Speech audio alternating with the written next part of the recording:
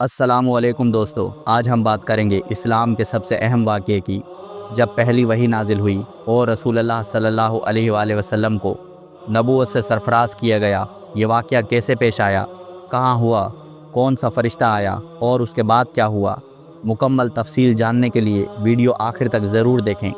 رسول اللہ صلی اللہ علیہ وآلہ وسلم کو جوانی سے ہی تنہائی اور عبادت کا شوق تھا۔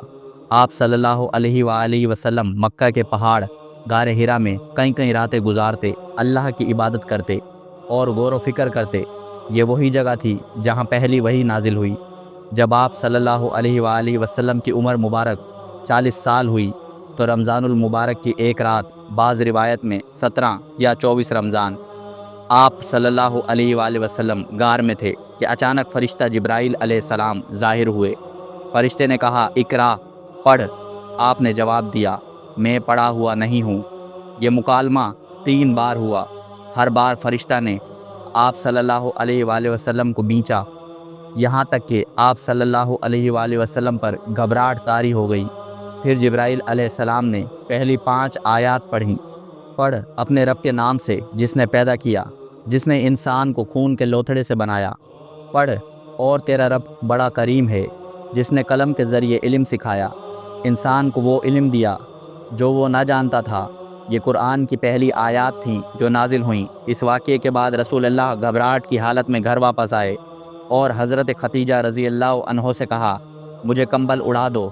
جب آپ کا گھبراہٹ کا عالم تھوڑا کم ہوا تو آپ نے پورا واقعہ بیان فرمایا۔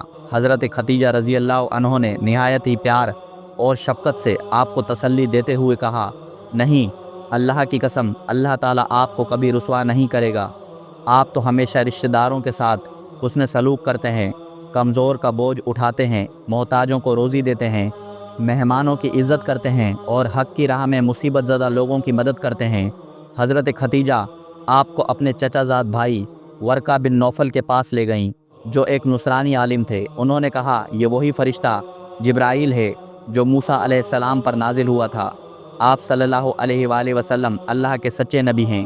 پہلی وحی کے بعد کچھ عرصے تک وحی بند رہی، جسے فترہ الوحی کہتے ہیں۔ اس دوران رسول اللہ پریشان رہتے تھے، لیکن پھر سورہ زحا نازل ہوئی جس میں اللہ نے فرمایا، قسم ہے دن کی روشنی کی اور رات کی جب چھا جائے، آپ کے رب نے آپ کو نہ چھوڑا ہے اور نہ ناراض ہوا ہے۔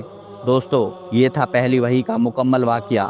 اگر آپ کو یہ معلومات اچھی لگی ہوں تو ویڈیو کو لائک کریں، چینل کو سبسکرائب کریں اور بیل آئیکن کو ضرور دبائیں تاکہ آپ کو ہماری نئی ویڈیوز کی اطلاع ملتی رہے۔ نیچے کمنٹس میں ضرور بتائیں آپ نے اس واقعے سے کیا سبق سیکھا۔ کیا آپ کو پہلے سے وحی کے بارے میں یہ تفصیلات معلوم تھیں؟ اللہ حافظ۔